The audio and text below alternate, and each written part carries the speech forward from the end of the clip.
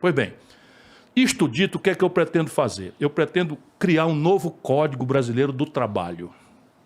Então, a ideia é você pegar... Gostei do novo, hein? Vamos lá. É um novo Código Brasileiro do Trabalho. Excelente. Então, você pega o seguinte, nem é um back to the past, nem é a selvageria, não é de você simplesmente destruir a segurança jurídica e a segurança econômica do mundo do trabalho. Então, e assim, o que é teórico para mim está ficando muito poderoso, porque o Biden faz uma campanha dizendo que nós precisamos empoderar os sindicatos, que não sei o que e tal. Porra, olha aí, eu não estou só, tá o cara lá no Palácio. E aqui você tem que ter a flexibilidade necessária para entender isso que você está falando, que é uma imposição dos novos tempos, o do home office, do startup, do empreendedorismo, que não é uma relação de subordinação, portanto não pode bater na justiça do trabalho. Essa é uma perversão, a justiça do trabalho, gravíssima na história brasileira. Eu vivi isso, cara, como administrador. Que ótimo ouvir isso. Você não tem ideia dos conflitos que eu tive. Eu peguei uma vez uma maluca lá no Ceará, que decretou o Estado do Ceará como depositário infiel, como se o Ceará fosse fugir do país. Para reverter as garantias e entregar o acervo de uma companhia para os empregadores. Para os empregados, que por sua vez eram defendidos por colegas que perdiam os prazos de propósito e mil propinas. Eu sei muito bem as perversões disso daí. Nossa, é tão importante conversar sobre isso. Pois olha, que bom. Eu tenho experiência concreta, não, mas dura, trágica. Ninguém me engana nisso. Eu digo que é o mundo do trabalho brasileiro que está produzindo, eles isso. acham importante ouvir esse tipo de coisa. O princípio é proteger o lado mais fraco, é a bem da sanidade da humanidade, que é o mundo do trabalho. E eu digo aqui no livro que por esta Marx não esperava, o Karl Marx. Qual é? É que os trabalhadores agora se constituíram, veja como a humanidade é complexa e é imprevisível. E sai dos preconceitos miudinhos. O que aconteceu? Por conta disso, da social-democracia, do estado de bem-estar e da proteção do mundo do trabalho, os fundos de pensão dos trabalhadores no mundo são hoje o maior ativo financeiro do planeta Terra. Porra! O maior ativo financeiro hoje são fundos de pensão de trabalhadores. Eu brinco, por essa Marx não esperava, Karl Marx, porque o capitalismo agora, o turbocapitalismo, a mais-valia é apropriada pelo conjunto dos trabalhadores.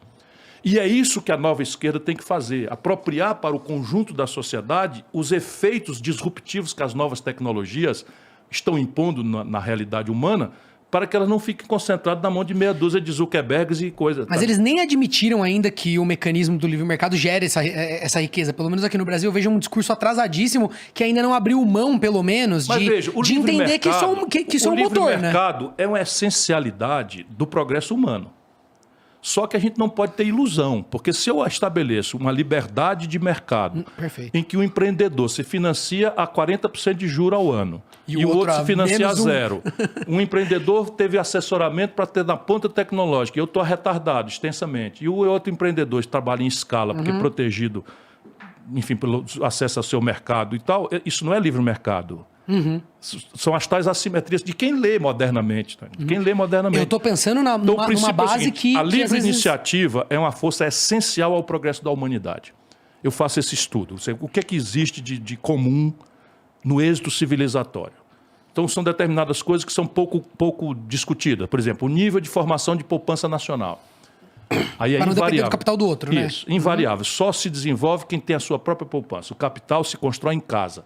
E isso aqui é como se constrói capital em casa, é todo um capítulo do meu projeto, que é mais árido, que é mais difícil, mas é como organiza o sistema tributário, o sistema previdenciário, o mercado de capitais, etc, etc. Segundo, uma coordenação estratégica, não interessa a conversa fiada, entre uma iniciativa privada poderosa, um Estado poderoso e uma universidade comprometida em produzir concretamente as respostas tecnológicas para a modernidade pretendida.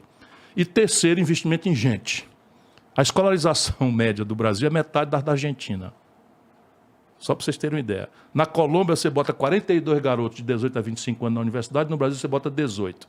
Isso é só um número. Quando você olha a qualidade do que está se fazendo no Brasil, outro dia eu reuni aqui profissionais de saúde para discutir o desafio da saúde e tal. Teve um líder médico importante, eu não vou citar o nome porque me chocou, dizendo o seguinte: olha, doutor, você tem que chegar lá, tem que fechar 200 cursos de medicina no Brasil. Espera aí, rapaz, fechar curso de medicina tem a... Não, doutor, eu estou lhe falando sério. O que se fez no Brasil nesse período agora, do Lula, do coisa e tal, foi uma coisa criminosa. Enquanto isso, se chamou o médico de Cuba para fazer assistência básica no Brasil. Tenha santa paciência. Isso não, sei lá, país, rapaz. Você imagina? Eu gosto dos que têm a santa paciência. Mas Cuba é do tamanho do Rio Grande do Sul. E mais pobre do que o Rio Grande do Sul. Eles têm excedente de médico e nós não temos médico. Como que pode, né? E a grande política de esquerda é trazer médico de Cuba para dar assistência básica ao nosso povo. Ciro, você ia falar das leis trabalhistas e como você pretende reorganizar. É um novo Código Brasileiro do Trabalho capaz de achar o ponto de equilíbrio entre as flexibilidades necessárias a essas inovações, que são absolutamente revolucionárias e boas, os ganhos de produtividade potenciais que há aí. Você não pode ter uma legislação travando, mas ao mesmo tempo se comprometa com a proteção do trabalho, que é o lado frágil dessa Então corrente. a gente pode esperar uma releitura que enxergue um Brasil que, tudo bem, é agrário num certo ponto, mas aqui na grande cidade também tem relações mais rápidas. O novo código, quais são basicamente os caminhos? De novo, a gente tem algumas referências, a melhor literatura e as boas práticas internacionais. Então, qual é a ideia? Eu, por exemplo, já tenho um bom começo de conversa para estabelecer uma base para esse novo código. Primeiro, as convenções que o Brasil assinou da OIT. Todas essas convenções da Organização Internacional do Trabalho, só para o seu espectador, que eventualmente é um órgão das Nações Unidas ocupado disso. Então, ali estão todos os especialistas do mundo sabendo o que está acontecendo de inovação na Alemanha, o que está acontecendo no Japão, o que está acontecendo na China, e as convenções vão amadurecendo. Então, isso aí já tem um pacote de inovações importantes que o Brasil pode consolidar e trazer para a modernidade. Segundo, todo o conjunto de pendências judiciais. Eu estou estudando profundamente o Brasil para oferecer soluções mesmo. É um novo projeto de país. Então é o seguinte, você tem várias questões que, a partir da reforma trabalhista, do jeito que foi feita, estão judicializadas. E aí é insegurança jurídica. O empresário não sabe se vai perder aquilo, não vai perder, se vai ganhar, se vai perder, se está acumulando um passivo que, no fim, vai ficar impagável porque vem correção monetária. Pegar tudo aquilo, tirar dali, da justiça, e codificar em amplo diálogo. Agora, evidentemente, eu sento nesse diálogo protegendo o trabalho. Isso é ideológico, é premissa de valor minha. Eu tenho mais um monte de outras coisas, se você quiser aproveitar um pouco. Fala aí, pô.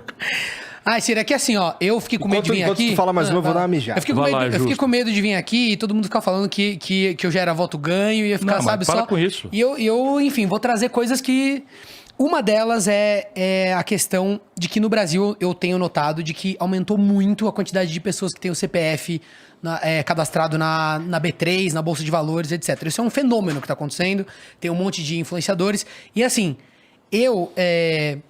por ocasião da minha vida, por ser interessado, eu pesquisei bastante e acabei estudando um pouco isso. Então eu entendo razoavelmente bem, né, para um leigo.